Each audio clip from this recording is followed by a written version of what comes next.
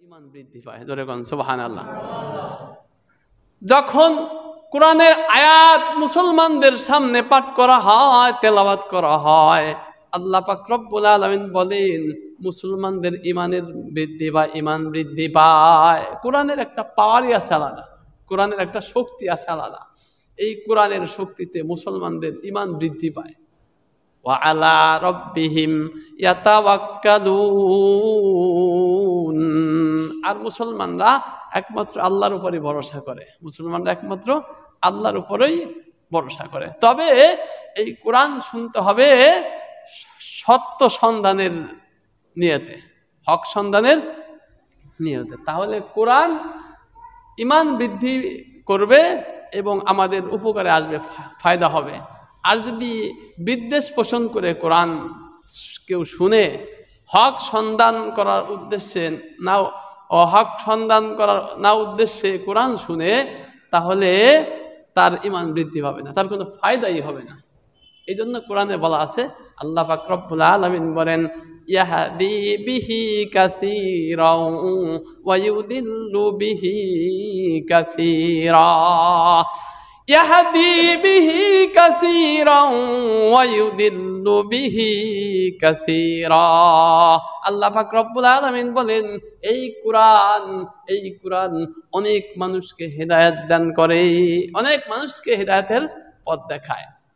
হুদাল্লিল মুত্তাকিন। আল্লাহ আয়াতে বলছেন এই কোরআন মুত্তাকিনদের হেদায়েত স্বরূপ। এই আয়াতে আল্লাহ বলেন ইয়াহদি বিহি কাসীরা, অনেক মানুষকে, অসংখ্য মানুষকে এই কোরআন হেদায়েত দান করে। ওয়া ইউদিল্লু বিহি কাসীরা, আবার অনেক মানুষকে গোমরা করে, অনেক মানুষকে।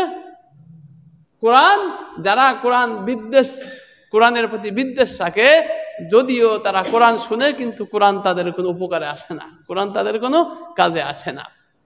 যার জ্বলন্ত প্রমাণ হলো দুইজন ব্যক্তি। একজন হলেন হযরতে ওমরে ফারুক রাদিয়াল্লাহু তাআলা আনহু, আর একজন হলো আমর ইবনে হারব, যার নাম হলো আবু জাহেল। আবু জাহেলের আসল নাম কিন্তু আবু জাহেল না, আবু জাহেলের আসল নাম হলো আমর ইবনে হারব।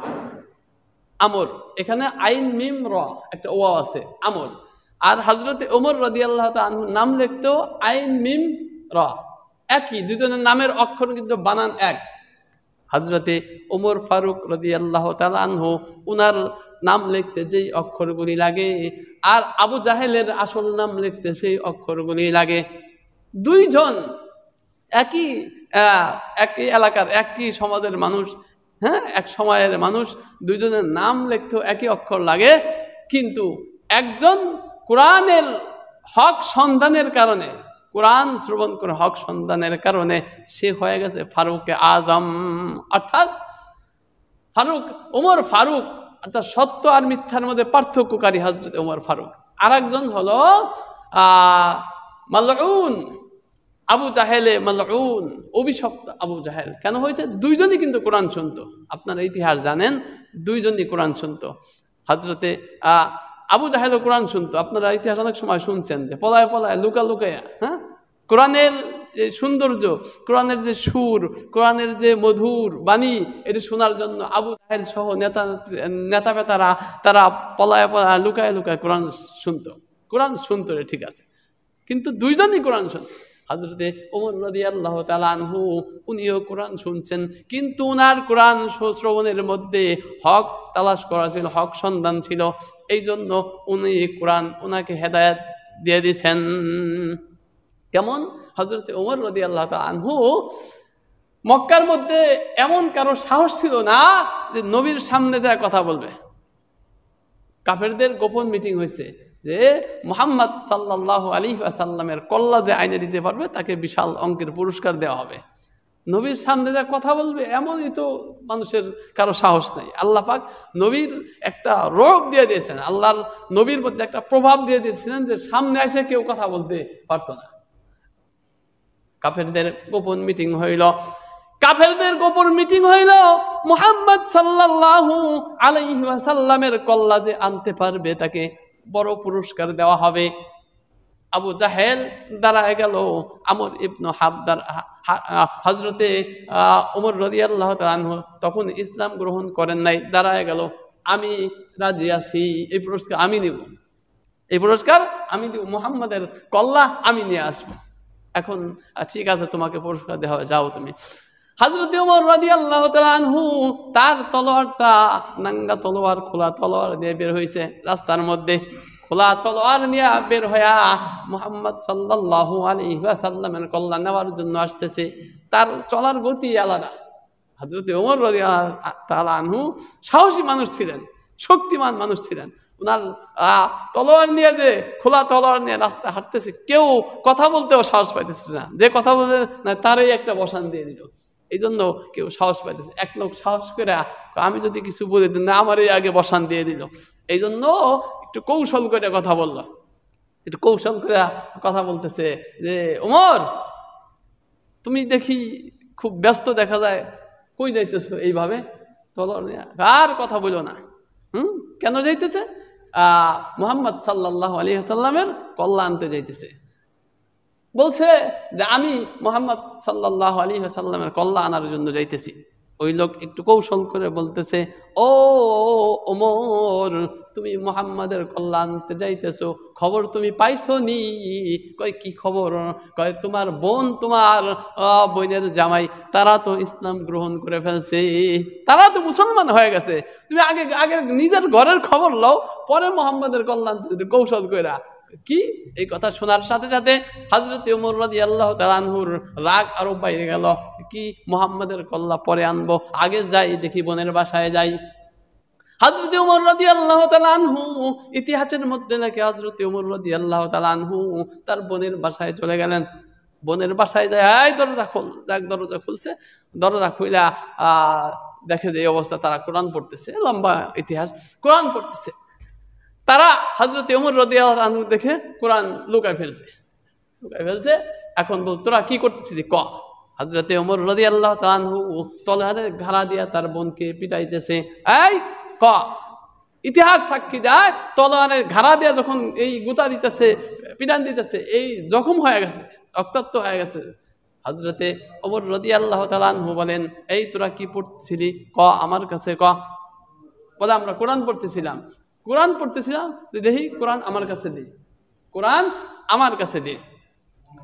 হযরত ওমর রাদিয়াল্লাহু তাআলা আনহুর বোন বলে, ভাইজান, তোমাকে কোরআন তোমার হাতে দেওয়া যাবে না, কারণ তুমি হলো নাপাক।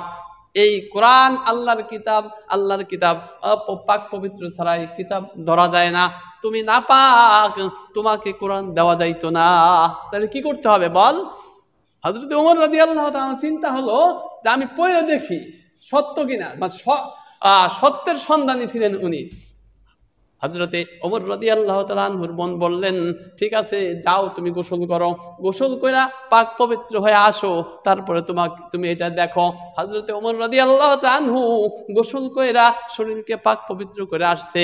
হযরতে ওমর রাদিয়াল্লাহু তাআলা আনহুর বোন কোরআনের একটা পৃষ্ঠা দিছে, তুমি এটা পড়ো। যেই পৃষ্ঠা ছিল সূরা তাহা, তাহা মা আনজালনা আলাইকাল কুরআনা লিতাশকা। এই সূরা তাহার কয়েকটা আয়াত লেখা ছিল, এই সূরা তাহার কয়েকটা আয়াত লেখা ছিল। তো এই আয়াতগুলি যখন পড়লেন, এই যে উনি সত্যের সন্ধানী ছিলেন, উনার ভিতরে কাজ হয়ে গেছে। হযরত ওমর রাদিয়াল্লাহু তাআলা যখন পড়ছেন এই সূরা তাহার আয়াতগুলি, উনার ভিতরে অটোমেটিক কাজ হয়ে গেছে। উনি বলতেছেন যে, বোন, এই কোরআন কার থেকে পাইছো? মুহাম্মদ সাল্লাল্লাহু আলাইহি ওয়াসাল্লাম দিছে, তাই আমার একটু মুহাম্মদের কাছে নিয়ে চল না, আমাকে একটু মুহাম্মদ সাল্লাল্লাহু আলাইহি ওয়াসাল্লামের কাছে নিয়ে চল। হযরতে ওমর রাদিয়াল্লাহু তাআলা আনহুকে নিয়া তার বোন মুহাম্মদ সাল্লাল্লাহু আলাইহি ওয়াসাল্লামের দরবারে রওনা হইছেন। মুহাম্মদ সাল্লাল্লাহু আলাইহি ওয়াসাল্লামের বাড়ির কাছে যাইতে যাইতে সাহাবায়ে কেরাম দেখতেছেন যে হযরতে ওমর রাদিয়াল্লাহু তাআলা আনহু খোলা তলোয়ার হাতে করে মুহাম্মদ সাল্লাল্লাহু আলাইহি ওয়াসাল্লামের বাড়ির দিকে আসতেছে। এখন সাহাবায়ে কেরাম বলতেছেন, হুজুর, আপনি অনুমতি দেন, ওমরকে ঠেকাই, একটা দুর্ঘটনা যদি ঘটে যায় তাহলে তো অবস্থা বেগতিক হয়ে যায়। হুজুর, আপনি অনুমতি দেন, ওমরকে আগে ঠেকাই, খোলা তলোয়ার নিয়ে আপনার বাড়ির দিকে আসতেছে, আপনার কাছে আসতেছে হুজুর। বিশ্বনবী মুহাম্মদুর রাসূলুল্লাহ সাল্লাল্লাহু আলাইহি ওয়াসাল্লাম বলেন, ও সাহাবারা, না ঠেকায়ও না, বাধা দিও না, আসতে দাও, আসতে দাও। হতে পারে আল্লাহ পাক রব্বুল আলামিন ইলহামের মাধ্যমে বিশ্বনবী মুহাম্মদুর রাসূলুল্লাহ সাল্লাল্লাহু আলাইহি ওয়াসাল্লামকে জানাই দিয়েছেন। হুজুর নিজেও ফজরের পর দোয়া করছিলেন, আল্লাহুম্মা আইজাল ইসলামা বিউমারাইন। হুজুর সাল্লাল্লাহু আলাইহি ওয়াসাল্লাম দোয়া করছেন, হে আল্লাহ, ইসলামকে যে কোনো একজন উমরের মাধ্যমে শক্তিশালী করেন। জোরে কোন সুবহানাল্লাহ। একজন উমরে ফারুক, একজন আমর ইবনে হাব, দুইজনই ওমর, দুইজনই নামি ওমর। এই জন্য হুজুর দোয়া করছেন, আল্লাহ আল্লাহ ইসলামকে যে কোনো একজন ওমরের দ্বারা ইসলামকে শক্তিশালী। এই যে হুজুর সাল্লাল্লাহু আলাইহি সাল্লামের অন্তরে একটা কি আছে, বিশ্বাস আছে, কোন একটা ঘটনা ঘটবে, এই তোমরা বাধা দিও না, আসতে দাও, বাধা দিও না, আসতে দাও। এখন হযরতে ওমর রাদিয়াল্লাহু তাআলা আনহু তার বোনের সাথে আসছে হযরতে ওমর রাদিয়াল্লাহু তাআলা আনহুর কাছে। আয়েশা কথাবার্তা বলতেছেন, কথাবার্তা বইলা কথা ছিল মুহাম্মদ সাল্লাল্লাহু আলাইহি ওয়াসাল্লামের কল্লা নেওয়ার কথা ছিল। এবার কথাবার্তা বলার পরে হযরতে ওমর রাদিয়াল্লাহু তাআলা আনহু বলেন, ইয়া রাসূলুল্লাহ, ইয়া হাবিবাল্লাহ, আসছিলাম আপনার কল্লা নেওয়ার জন্যই, তলোয়ার দিয়ে আসছিলাম। নবী গো, আপনার কল্লা তো নিতে পারলাম না, বরং আমার কল্লা আপনার কাছে দিয়ে দিলাম। জোরে কোন সুবহানাল্লাহ। হুজুর, কল্লা তো নিতে পারলাম না, আমার কল্লা আপনাকে সুপর্দ করে দিলাম। হুজুর, এখন থেকে আমি আপনার গোলাম, আপনি যেই কথা বলবেন আমি সেই কথা মানতে রাজি। হুজুর, আমাকে আর দেরি করেন না, আমাকে পড়ায়া দেন লা ইলাহা ইল্লাল্লাহু মুহাম্মাদুর রাসূলুল্লাহ সাল্লাল্লাহু আলাইহি ওয়াসাল্লাম। হুজুর দোয়া করছিলেন, হুজুরের দোয়া কাজে লেগেছে। হ্যাঁ, হুজুরের দোয়া কাজে লেগেছে। জু না থে খুদ রাহ পর গৈরু কি হাদি বন গই, জু না থে খুদ রাহ পর গৈরু কি হাদি বন গয়া, क्या नजर थे जिसने मुर्दों को मसीहा कर दिया, क्या नजर थे जिसने मुर्दों को मसीहा कर दिया, जो न थे खुद राह पर गए रूह को हादी बन गई, क्या नजर थे जो न थे खुद राह पर गए रूह को हादी बन गई, क्या नजर थे जिसने मुर्दों को मसीहा कर दिया। जोरे कन्ना सुबहानाल्लाह। যে নিজেই রোগী ছিল, যে ওমর রাদিয়াল্লাহু তাআলা আনহু নিজেই রোগী ছিল, রোগ নিজে রোগ নিয়ে ঘুরতো, ইসলাম ছিল সে রোগী না, যার মধ্যে ইসলাম নাই সে তো রোগী, সে নিজেই রোগী ছিল। এখন সে মুহাম্মদ সাল্লাল্লাহু আলাইহি ওয়াসাল্লামের কাছে যায়া ভালো হয়ে গেছে, রোগ ভালো হয়ে গেছে। শুধু তাই নয়, বরং সে এখন উম্মতের বড় ডাক্তার হয়ে গেছে। জোরে কোন সুবহানাল্লাহ। হযরত ওমর রাদিয়াল্লাহু আনহু উম্মতের বড় ডাক্তার। উনি এখন এতদিন রোগী ছিল, এই কিছুক্ষণের ব্যবধানে উম্মতের ডাক্তার বানাই দিছে। হযরতে ওমর ফারুক রাদিয়াল্লাহু তাআলা আনহুকে কেন, কিসে ডাক্তার বানাইলো? আমার প্রশ্ন এখানে, কিসে ডাক্তার বানাইলো বলেন দেখি? কোরআনে। কিসে? কোরআনে। এই কোরআন যে হক সন্ধানের নিয়তে পড়ে, হক তালাশ করার জন্য, সত্য সন্ধানের জন্য কোরআন পড়ে, এই কোরআন তাকে ইয়াহদি বিহি কাসীরা, এই কোরআন তাকে কি করে দেয়? তাকে হিদায়াতের পথ, রাস্তা খুলে দেয়। হযরতে ওমর রাদিয়াল্লাহু তাআলা আনহুকে হিদায়াতের রাস্তা খুলে দিলেন। যে নিজেই সঠিক পথে ছিল না, এখন হাজার হাজার মানুষের রাহবার হয়ে গেল, সে নিজেই বড় ডাক্তার হয়ে গেল। কেমন ডাক্তার ছিল শুনবেন আপনারা? কথা কখন শুনবেন? হযরতে ওমর রাদিয়াল্লাহু কেমন ডাক্তার? হাকিমুল উম্মাত শাহ আশরাফ আলী মুজাদ্দিদ মিল্লাত শাহ আশরাফ আলী থানভী রহমাতুল্লাহি আলাইহি তার মূল্যবান কিতাব আল ইতকার মধ্যে উনি ঘটনা লিখেছেন। আশরাফ আলী থানভী রহমাতুল্লাহি আলাইহি তার ইতকার কিতাবের মধ্যে, ইতকার নামক কিতাবের মধ্যে ঘটনা লিখছেন কেমন ডাক্তার হয়ে গেলেন হযরত ওমর রাদিয়াল্লাহু তাআলা আনহু। মুসলমানরা হযরত ওমর রাদিয়াল্লাহু তাআলা যখন খলিফা ছিলেন, তখন সিরিয়া দখল করার জন্য মুসলমান একটা যুদ্ধে গেছিল। এখন সিরিয়ার রাজধানী ছিল দামেস্ক।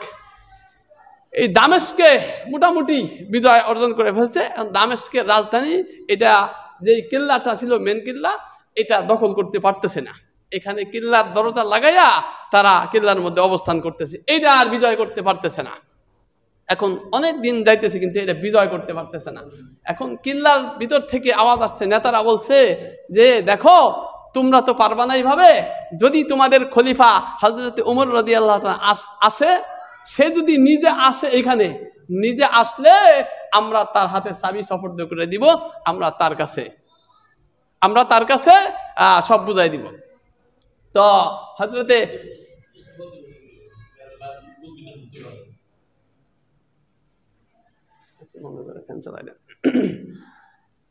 তো হযরতে তারা একটা প্রস্তাব দিল যে তোমরা পারবা না কিছু করতে, দখল করতে, তোমাদের খলিফা ওমর রাদিয়াল্লাহু তাআলা আনহু যদি আসে তাহলে আমরা তার হাতে চাবি দিয়ে দিব, আমরা আত্মসমর্পণ করব। মুসলমানরা চিঠি লিখলো হযরতে ওমর রাদিয়াল্লাহু তাআলা আনহুর কাছে। হযরতে ওমর রাদিয়াল্লাহু তাআলা আনহুর কাছে চিঠি লিখলো, খলিফাতুল মুসলিমিন ব্যাপার এই, আপনি যদি আসেন তাহলে এই ফায়দা হবে, তারা আত্মসমর্পণ করবে, চাবি আপনার কাছে দিবে, আমাদের কাছে দিতে চাইতেছে না। হযরতে ওমর রাদিয়াল্লাহু তাআলা আনহু উনি চিঠি পাইলেন, চিঠি পায়া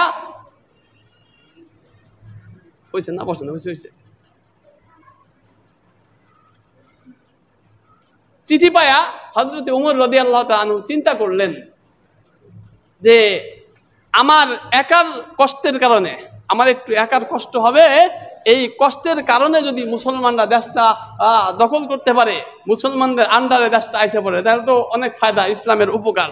এই জন্য উনি চিন্তা করলেন আমি যাব। কেমন ডাক্তার চিন্তা করলেন আমি যাব সেখানে।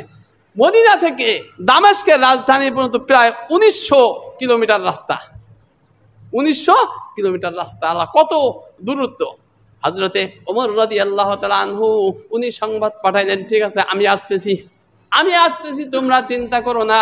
হযরতে ওমর রাদিয়াল্লাহু তাআলা আনহু সেই মদিনা থেকে দামেস্কের উদ্দেশ্যে রওনা করবেন। এখন যাইবেন কি অবস্থা, কিভাবে? এখন তো অত্যাধুনিক যুগ, গাড়ি ঘোড়া আছে, প্লেন আছে, সেই সময়তে এই কোনো ব্যবস্থাই ছিল না। হযরতে ওমর রাদিয়াল্লাহু তাআলা আনহু যাবার জন্য একটা উট, কয়টা উট? ইতিহাস সাক্ষী, আল ইতকার মধ্যে আশরাফ আলী থানভী রাহমাতুল্লাহ রাখছেন, একটা উট, মানুষ হলো দুইজন, একজন খাদেম নিলেন সাথে, একজন খাদেম সাথে, আর উনি আর বাহন নিলেন একটা উট, আর খাওয়ার জন্য কিছু ছাতু নিলেন, এই কিছু ছাতু নিয়া, একজন খাদেমকে নিয়া, একটা উট নিয়া উনি রওনা হয়ে বাইর হয়ে গেলেন। এই প্রায় 1900 মাইল বা 1900 কিলোমিটার রাস্তা।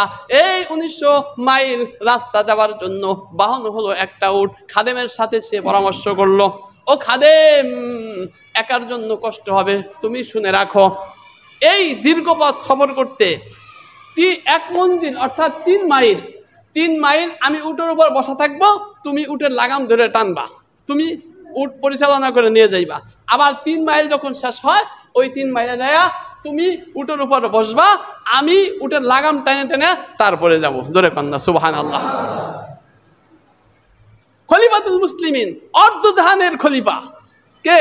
হযরতে ওমর রাদিয়াল্লাহু তাআলা আনহু, অর্ধ জগতের খলিফা, পৃথিবীর অর্ধেক পৃথিবীর যিনি বাদশাহ, উনি সফরে যাইবেন। দেখেন একজন গোলামের সাথে, একজন খাদেমের সাথে কি সাম্য বজায় রাখলেন, যে তুমি 3 মাইল তুমি উটের রশি ধরে টানবা, আমি উটের উপর বসা থাকবো, আর 3 মাইল আমি উটের রশি ধরে টানবো, তুমি উটের উপর বসা থাকবা। কি সাম্যের বন্টন করলেন হযরতে ওমর ফারুক রাদিয়াল্লাহু তাআলা আনহু। আর আমাদের দেশের বা বিভিন্ন দেশের পাতি নেতারা যখন কোনো এলাকায় সফরে যায়, কত আয়োজন, কথা কোন ঠিক কিনা? পাতি নেতারা যখন কোনো সফরে যায়, সফরে যাওয়ার জন্য কত আয়োজন, লক্ষ লক্ষ টাকা খরচ করে। হ্যাঁ, তুমি লক্ষ লক্ষ টাকা খরচ করো, কার টাকা তুমি খরচ করলা? এই জনগণের টাকা খরচ করলা, রাষ্ট্রের টাকা খরচ করলা, দেশের টাকা তুমি খরচ করলা, এর জবাব কাল কিয়ামতের ময়দানে তোমাকে দিতে হবে, কথা কোন ঠিক কিনা?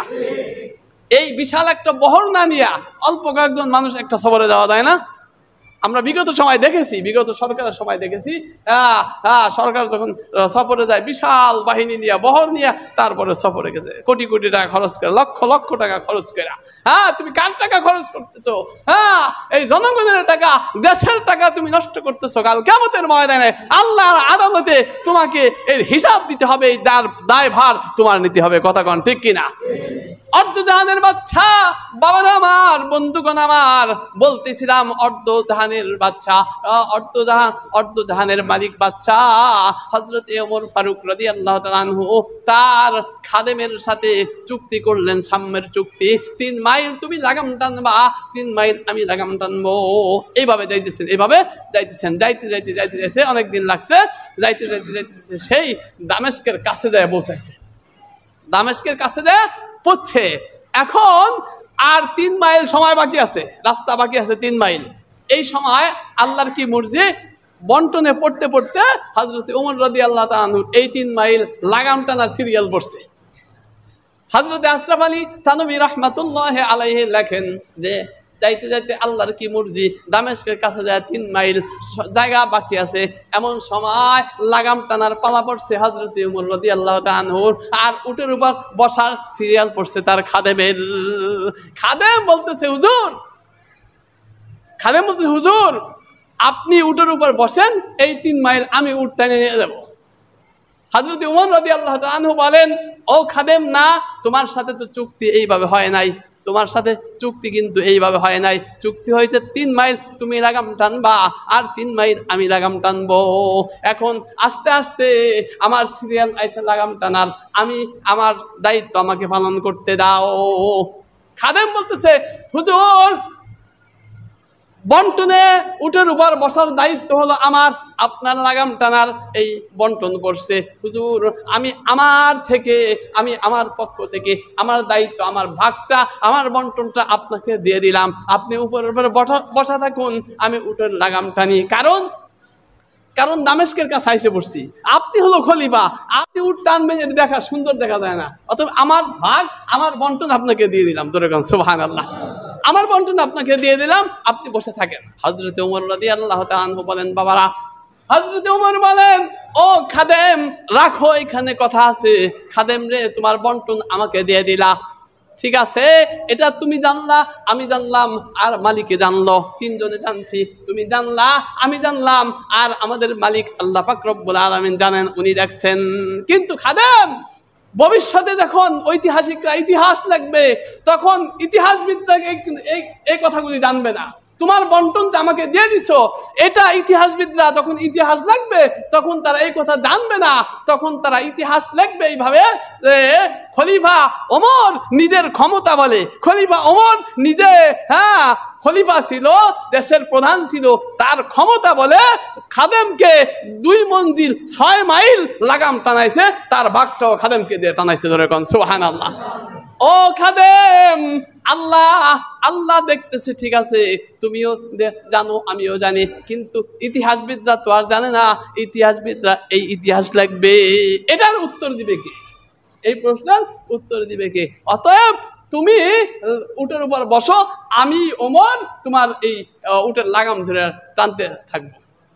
যাই হোক, টানতেছে, যখন আরো কাছে গেছে, তখন সাহাবায়ে কেরাম আইসে পড়ছে, ইয়া রাসূলুল্লাহ, ইয়া হাবিবাল্লাহ, আপনি আসছেন, ঠিক আছে, আসছেন। এই হযরত ওমর রাদিয়াল্লাহু তাআলা, তখন তার গায়ে পোশাক ছিল কি জানেন? তখন তার গায়ে একটা জামা ছিল, এই জামার মধ্যে 12টা তালি ছিল। কয়টা তালি ছিল? কোনো গল্প কিচ্ছা কাহিনী বলতেছি না, নির্ভরযোগ্য কিতাবের হাওয়ালা দিয়েছি। থানভী, আশরাফ আলী থানভী রাহমাতুল্লাহি আলাইহি আল ইতকার মধ্যে উল্লেখ করছেন, হযরতে ওমর ফারুক রাদিয়াল্লাহু তাআলা আনহুর গায়ের মধ্যে একটা জামা ছিল, যেই জামার মধ্যে 12টা তালি ছিল। সাহাবায়ে কেরাম আয়েশা আরজ করলেন, খলিফাতুল মুসলিমিন, আপনি এই দামেস্কে আসছেন চুক্তি স্বাক্ষর করার জন্য। আর এই দামেস্কের পাশে হলো রোম সম্রাটের এলাকা, আপনি চুক্তি করবেন, আপনি প্রেসিডেন্ট, আপনি খলিফা প্রেসিডেন্ট, আপনি চুক্তি করবেন, আপনার পোশাকটাও তো সেই হওয়া দরকার। এই 12টা তালি দেওয়া পোশাক নিয়ে গেলে ওরা তো হাসাহাসি করবে, এই জন্য সাহাবায়ে কেরাম একটা সুন্দর পোশাক এনে দিছে, হুজুর আপনি এই পোশাকটা পরেন। হযরতে ওমর রাদিয়াল্লাহু তাআলা আনহু তাদের এই পোশাকটা নিয়ে পরিধান করছে, নিজের জামাটা খুইলা তারে ওই সুন্দর পোশাকটা পরিধান কইরা কিছু সময় গায়ের মধ্যে রেখে আবার খুইলা পোশাকটা দিয়ে দিছে, এই তোমাদের পোশাক তুমি নাও, আমার পোশাক আমি পরি। সাহাবায়ে কেরাম বলেন, হুজুর এটা কেমন হইল? এটা তো হইল না।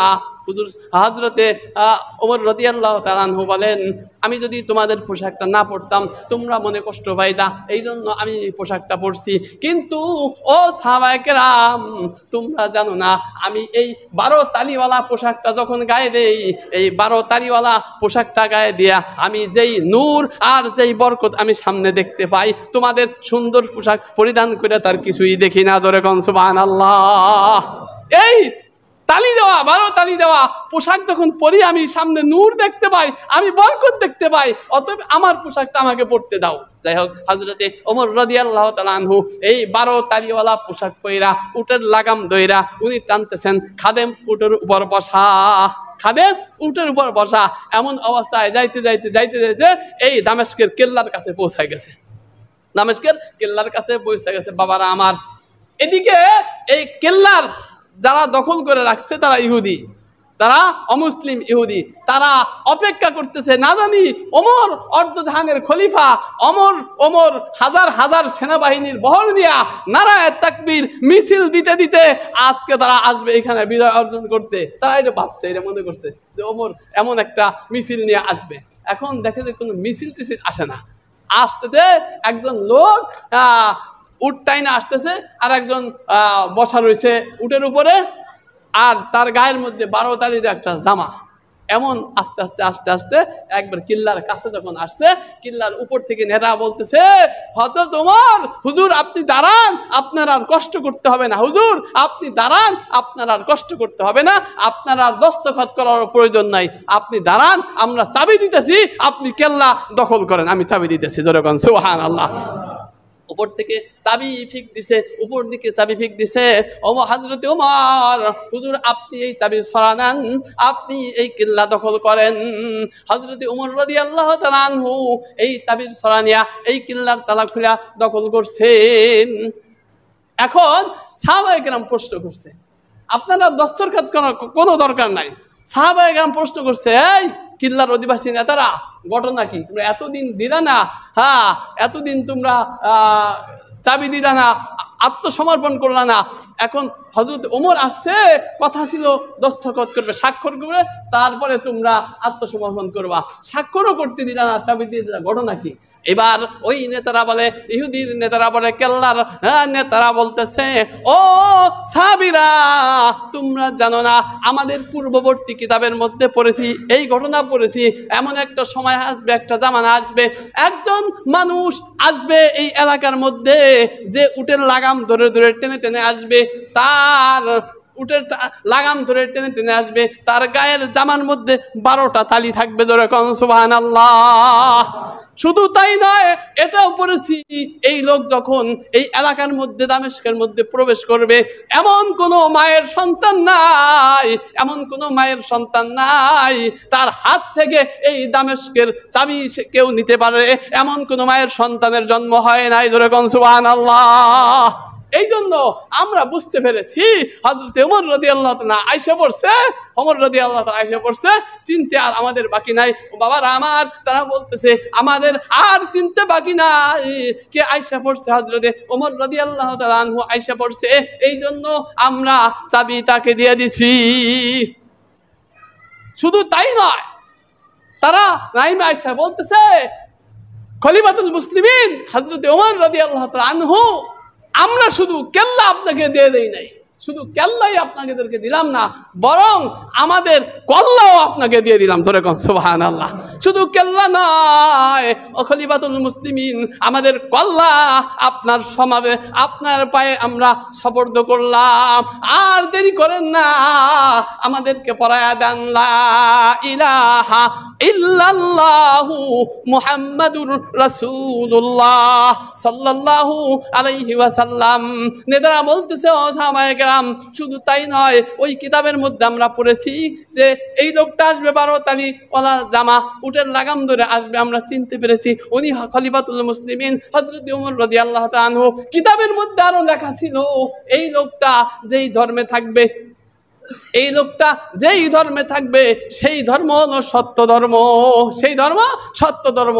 এই জন্য আমরা সেই ধর্ম গ্রহণ করলাম, আমরা ইসলাম কবুল করলাম, আমরা মুসলমান হয়ে গেলাম। যেরকম সুবহানাল্লাহ। এই জন্য পড়তেছিলাম, বলেছিলাম, আয়াত পড়েছিলাম, ওয়াইদা তুলিয়াত আলাইহিম আয়াতুনা জাদাত হুম ঈমানা। আল্লাহ পাক রব্বুল আলামিন বলেন, যখন মুসলমানদের সামনে কোরআন তেলাওয়াত করা হয় তখন মুসলমানদের ঈমান বৃদ্ধি পায়। বলেন, কোরআন পড়লে মজা লাগে কি লাগে না? কথা কন, সত্যি কথা কন। কোরআন যখন তেলাওয়াত করা হয় তখন মজা লাগে কি লাগে না? এই কোরআন যদি সত্যের সন্ধানে কেউ পড়ে, এই কোরআন সত্য অন্বেষণ করার জন্য যদি পড়ে, আল্লাহ পাক রব্বুল আলামিন ঘোষণা করেন এই কোরআন তাকে হিদায়াতের রাস্তা খুলে দিবে, হিদায়াতের রাস্তা খুলে দিবে। আমরা তো কোরআনের কাছেই নাই, কথা কোন ঠিক কিনা? আমরা তো কোরআন ওই যে প্যাকেট করে রাখে দিছি আলমারিতে, আলমারির উপরে একটা গিলাপ পরাইয়া কোরআনকে রাখে দিছি। রোজার মাস যখন আসবে তখন হয়তো খুলবো, মাঝে মাঝে একটু পড়লাম, মেয়েকে বললাম, মেয়ে বাবা একটু কোরআন পড়, একটু কোরআন পড়, রমজান মাস আসছে একটু কোরআন খতম দে, কোরআন পড়েন, কোরআনের কাছে আসেন। এই কোরআন, কোরআন যার সাথে ছোঁয়া লাগবে আল্লাহ পাক রব্বুল আলামিন তার দাম বাড়ায় দিবেন। ও জামানা মুআসসাসতে হামেলে কুরআহকার, আল্লামা ইকবাল বলেন, ও জামানা মুআসসাসতে হামেলে কুরআহকার, আর তুম খার হয়ে তারেকে কুরআহকার। আল্লামা ইকবাল রাহমাতুল্লাহি আলাইহি বলেন, সেই জামানা, সেই জামানা সাহাবীদের জামানা, কেন এত সম্মানী ছিল সাহাবায়ে কেরাম? হামেলে কুরআহকার, তারা কোরআনকে আঁকড়ে ধরেছিল, কোরআন আঁকড়ে ধরেছিল, তারা কোরআন পড়তো, ছেলেদের কোরআন পড়াইতো, হ্যাঁ, কোরআনের উপর আমল করতো। এই জন্য তারা পৃথিবীতে সম্মানী ছিল। তারা খাইতো কি? খাবার এত উন্নত মানের খাবার ছিল না, তারা শুকনো রুটি খাইতো। কি খাইতো? শুকনো রুটি খাইয়া, শুকনো রুটি খাইয়া জীবনযাপন করতো। কিন্তু তাদের পাওয়ার ছিল অন্যরকম, কোরআনের পাওয়ার। আজকে আমাদের সব কিছু আরামায়েশের উপকরণ ভালো, হ্যাঁ, খাবার ভালো, বাসস্থান ভালো, পোশাক ভালো, সব কিছু ভালো, উন্নত মানের, কিন্তু সেই কোরআন আমাদের মধ্যে না থাকার কারণে আজকে আমরা পিছনে চলে গেছি। কথা কন ঠিক কিনা? আজকে আমরা পিছনে পড়ে গেছি। এই জন্য কোরআন পড়বো, কোরআন পড়বো, কোরআনের উপর আমল করব এবং বাচ্চাদেরকে কোরআন শিখাবো। বাচ্চাদের কি করব? কোরআন শিখাবো। কোরআনের কথা আইসা পড়ছে, বাচ্চাদেরকে একটু না বললেই নয়। এই যে সকালে যে বাচ্চারা কোরআন পড়ে, দুঃখ লাগে, আফসোস লাগে, নিজেরা তো পড়েই না, বাচ্চাদের পড়লো কি পড়লো না তারও কোনো খোঁজ খবর নেই। অনেক বাচ্চা আছে 1 দিন আসে, 3 দিন আসে না, 2 দিন আসে, 1 সপ্তাহ মসজিদে আসে না। আগে যেই পড়ছে, পড়া পড়ছে, সেই পড়া আবার পিছন থেকে বুঝে গেছে। আগে যেই পড়াটা পড়ছিল সেই পড়া পিছনে আবার বুঝে গেছে। পড়া আগাইতেই পারি না, পড়া আগাইতেই পারি না। কিছুদিন আগে 10 জনকে একসাথে আম পাড়া দিছি, ওরা মাশাআল্লাহ নিয়মিত কন্টিনিউ আসে। আর অধিকাংশ পোলাবান দেখা যায় আসে, আসে না, আসে, আসে না। এই জন্য কোরআন নিজেরা পড়বো এবং আমল করব।